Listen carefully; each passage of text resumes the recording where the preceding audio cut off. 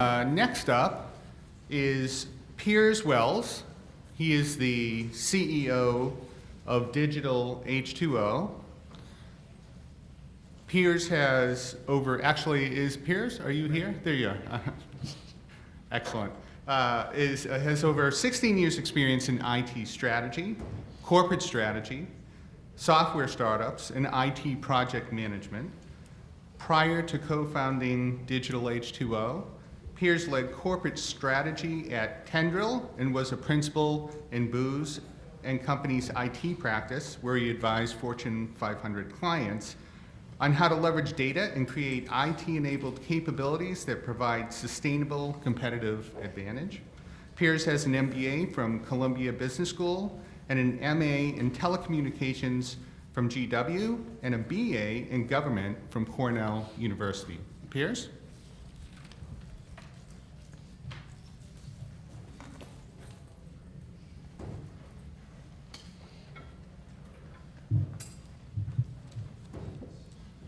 First off, I just want to check to make sure my slides are in here. So let's just do a quick scroll. I need to use this.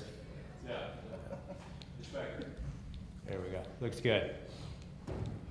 All right. Well, first off, thank you for having me. Thanks to Genscape for putting this together. A really great symposium today, and for giving me a little bit of time to speak to you all.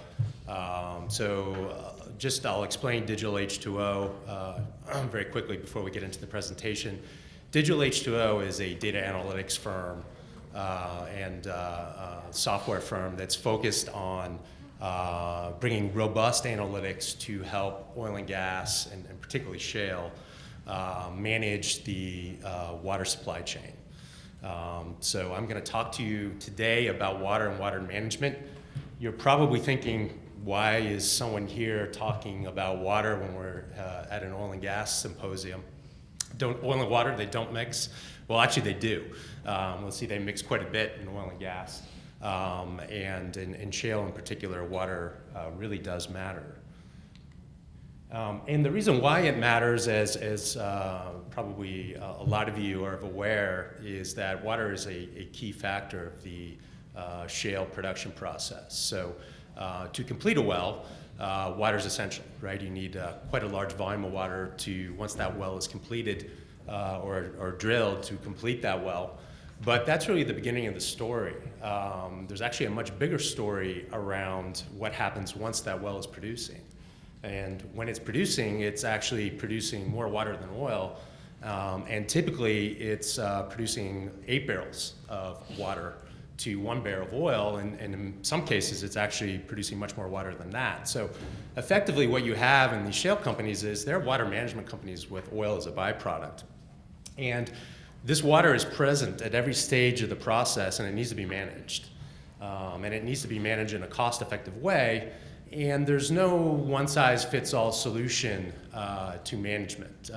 The most cost-effective strategy really varies, certainly region by region, but even on an asset-by-asset basis. It's really driven by the data and understanding of the assets in proximity to the producing lease, to the producing wells. That's going to drive your most cost-effective option to manage that water, and it's all about doing so in the most cost-effective way. And I'm going to talk to you a little bit about some new ideas about how to do that. Before we do that, there's some interesting things in water. So obviously the number of well completions have fallen drastically in the oversupplied environment, low price environment we have right now, but water hasn't. Actually, it's held pretty steady and actually increased a little bit. And there's a couple of reasons why that's the case. First of all, while the number of completions is declining, the wells that do get completed in a low price environment have much longer horizontals. And if you think about it, it makes sense, right? If you're going to drill a well, you want to access as much of the formation as possible because it's going to boost your production. And the incremental capital to do so is more than offset. You get an ROI because you get that higher production and higher yield on the well. So the horizontals are increasing. But horizontal length drives water use. So the longer the well, if you're fracking a 10,000-foot well versus a 5,000-foot well, you're going to need a lot more water to complete that well. So there's kind of an offsetting balance there. The other thing is that the vast majority of the water, when we talk about shale, is actually the produced water. So this is the water that comes out of the ground as that well is producing. And the produced water is highly correlated to oil production. And there reaches a point in time where actually the oil production falls faster than the volume of water. So water production holds up over time. And then the third factor, which is interesting, I think a lot of folks in the industry are starting to talk about refracking. It obviously remains to be seen if it's going to be a viable technology at scale in North American shale. But it holds promise for sure. And if refracking does happen, basically what refracking is, if you have these older unconventional wells that are in their decline phase, you can go back to that well and you don't have to drill a new well, right? So you avoid all that drilling cost, which is very substantial, but you recomplete it. So you're using a whole bunch of water again mixed with proppant and frac chemistry, and then you get a boost in production. If that happens, then that will drive more water use at a much lower completion volume. So water's here to stay. It may decline a little bit as production declines next year, but it's certainly going to hold up in terms of volumes. And when we talk about water, we're talking well north of 20 billion barrels of water in U.S. oil and gas alone. So why do we care? It's material cost is the reason why we really care. If we think about the CapEx or the cost to develop a well, water is a material portion of the drilling and completion cost. So about typically 10% of your drilling and completion cost is water related, right? Sourcing that water, transporting it, storing it, chemicals associated with water, and treatment and disposal. And then on the production side, so once that well is producing, you really have a couple of things you need to do. Obviously, you need to get your oil and natural gas to market. You need to maintain that asset to make sure that that it's producing at the highest rate as it possibly can. And then you need to get rid of the water. And as long as that oil or natural gas is flowing, obviously the prevailing method is saltwater disposal. And basically what they do in saltwater disposal is there's another well drilled very deep, either into the same formation or often into another formation, and it's re-injected into the ground. And that's a prevailing method of water management. We have some numbers here provided by PacWest and IHS around the size of the water market. I think the important thing to note is really where the cost is, right? So I mentioned sourcing, transporting, storage, treatment, disposal. The largest portion of the cost is transportation, and the second largest is disposal. And those two combined are about over 60% of the cost. So when we talk about an opportunity to reduce cost in a low-priced environment, we're really talking about the logistics of water, the transport and disposal of water. That's where the real opportunity is. Not to say that there aren't opportunities in other areas, but that's where Digital H2O think the largest opportunity is, and that's where we're focused. But there's a challenge with that. Until very recently, there hasn't been very good information that producers could use, as well as service companies could use, to make the best decisions, around investment in infrastructure, as well as operational decisions about where they're going to dispose that water. The data is extremely local, so it's asset driven, right? You need to know information not only about your own producing assets, but quite frankly about the third party assets in relation to you, how much capacity they have, the utilization they have, where they are, those type of data sets. It's fragmented, right? There are a number of players, especially when we start talking about water and shale. It's extremely fragmented supply chain of small companies that are in the transport or disposal business. That's starting to change a little bit, but it's still true. So you've got these fragmented data sets out there, so it's hard to put this all together. And then E&Ps, producers, traditionally don't really do a good job of collecting the water data they do have, right? It's resident in someone's spreadsheet. There may be some production data and SCADA systems. It's not being mined. It's not being aggregated. So there's not the transparency there. And then finally, there's no one line item, right? A water line item. It hits other budgets. So it hits drilling completions, and then it hits production operations. It's found in service company fees and transport. It's found in disposal. It's found in equipment purchases for storage. So it hits a lot of other things, but it's really driven by the water itself. So I like to call it a hidden cost, right? Once you start adding that all up and understanding what your true water cost is, it tends to be a much bigger number than a lot of producers really realize that they're spending on water. And if something is hidden, it can't be measured. And if it can't be measured, you can't improve. And so the first step is really just kind of creating that transparency to understand, here's how much we're spending, now what can we do about it? So what we do at Digital H2O, we aggregate very large data sets related to assets in the oil field that are either producing water or can dispose or treat water, right? So where they are, what their capacities are, what their utilizations are. And that allows us to do two things. We can take the top-down view to say, is this market well served for saltwater disposal, for example? Is there enough capacity to meet today's volume and what we expect to be the growth in volume over time? But more importantly, you can do that same analysis on an individual asset level to say, given my lease here, my well here, what options are available to me and how cost effective are they? And it's similar data sets to do both of those. So the data is fundamentally important. It's really critical, actually, to arrive at the correct decision. So kind of given that, I want to give you all a case study, a data-driven case study for a new vision of how water can be managed in the oil field. So today, typically operators, they'll have a lease, have a producing well. They'll look and see where the newest, or the closest disposal well is.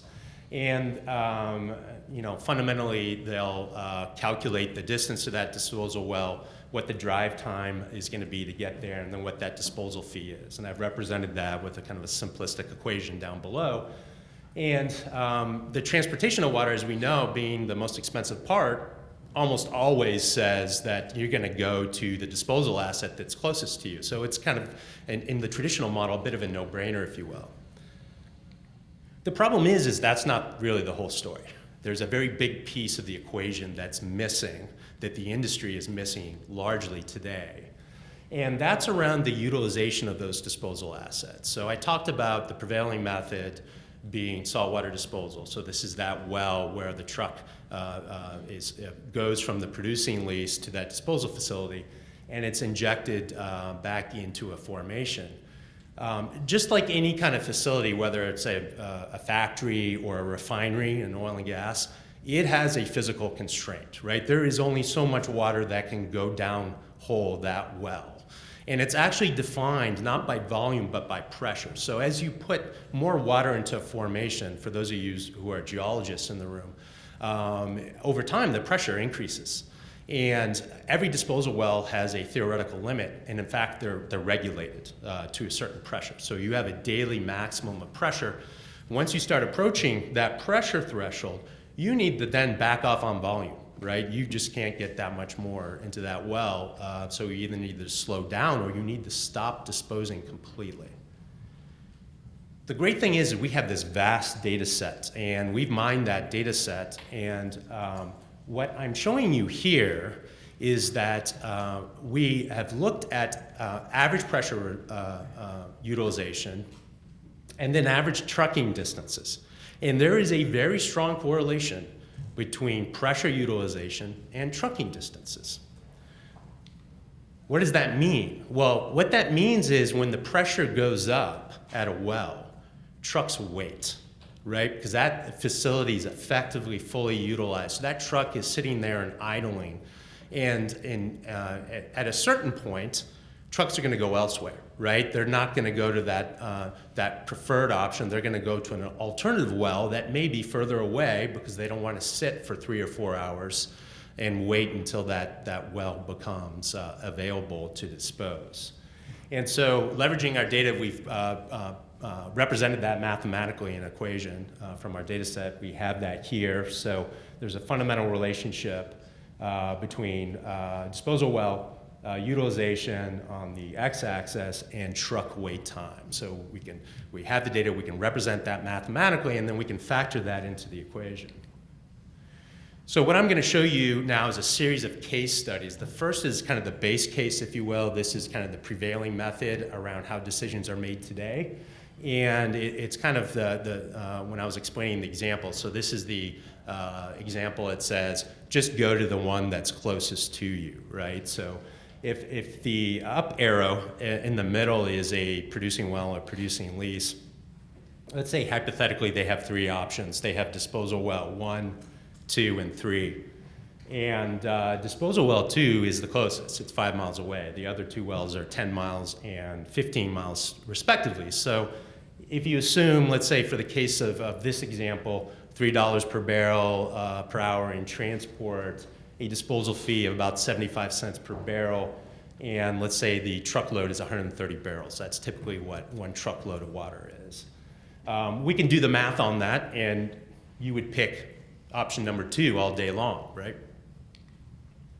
Well, if we add this concept of utilization? So we've added a new data variable here that was unknown before. And so you'll see the utilization up here. Disposal well 2, while it's the closest, is actually highly utilized. It's at 65% pressure utilization.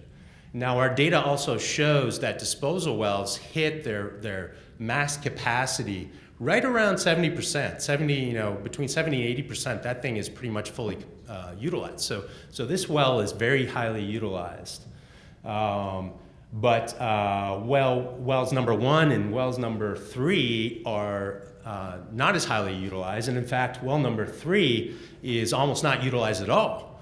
But it's 15 miles away. It's actually the furthest away. But if you factor that into the math, right, it's actually the best option because of the wait time. So we've done the math for you. I won't bore you with the arithmetic, but if you did the math on this, it's substantially cheaper. It's at $413 to get rid of that water. That includes both the trucking and disposal cost versus $603 for well number 2. But why stop there? What if these participants were connected electronically in a marketplace, an exchange? And so we had visibility into price. We had visibility into asset utilization. Maybe what would happen? Well, a disposal well, the economics are very similar to a manufacturing facility. You really want to keep that thing heavily utilized. You don't want to exceed your capacity, but you want to get as close to it as possible. And there's really 2 reasons. One, more volume means even if you're at a lower per barrel price, you're going to get a higher yield. But they also get something called skim. So this water, when it's sent to a disposal well, still has a little hydrocarbon left in it. And they're able to skim that oil off. So this is where the oil and water does mix. It is separated, and then they're able to sell that into the market. And that's almost total profit for them. Right, that's a very nice high margin revenue stream for them. So they're incentivized to do that as well. So in this scenario, let's say disposal number 1 drops its fee. It drops its fee to 25 cents per barrel.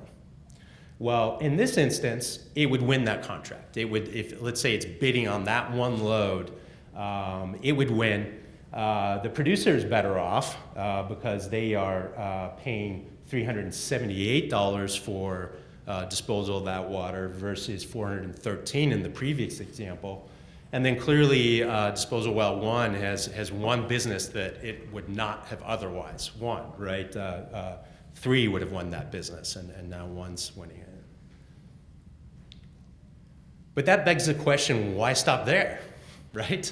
What if we introduce this concept of reuse, or maybe even alternative use, and we have visibility into other operators who are around me, and we understand that their demand profiles? What would happen then? So here's that scenario. So we've introduced producer number 2 as represented by the diamond, number 4 over here. And producer number 2 is just entering into a drill plan. So they're going to drill some new wells, and lo and behold, they need some extra water. They need 130 barrels to meet that drill plan. And they're only about 10 miles away from operator number 1 or producer number 1. Their best alternative, in the absence of knowing this information, is to truck in that water from an aquifer that's much further away, 45 miles away. And so we can do that math, and in this instance, producer number 1 sells that water to them at 50 cents per barrel. Well, this is great for both parties. It's great for the second producer because they're foregoing that huge cost to truck that water in from a large distance. And producer number 1 was going to pay good money to get rid of that water. They're going to pay $378, even in the best previous scenario we looked at. But now they're actually selling that water, so they're taking something that's a cost and they're actually getting revenue for that. So both parties are better off. So it's like, the old adage, a win-win, if you will. It's also a win-win, too, for maybe for the local community, in that you're getting more sustainable use of water, which is obviously an important resource, especially in more arid geographies like West Texas. So I wanted to introduce these concepts to you because a couple things. One, water actually matters quite a bit in shale, and I think there's growing recognition that it does matter. It's an important part of the cost equation, and there's actually a big opportunity to reduce water costs, and because of that, make shale more viable. The data is very valuable. You wouldn't actually come to these outcomes without the data. So having that data and then applying digital technologies to make that data actionable when it needs to be actionable for a decision is extremely important.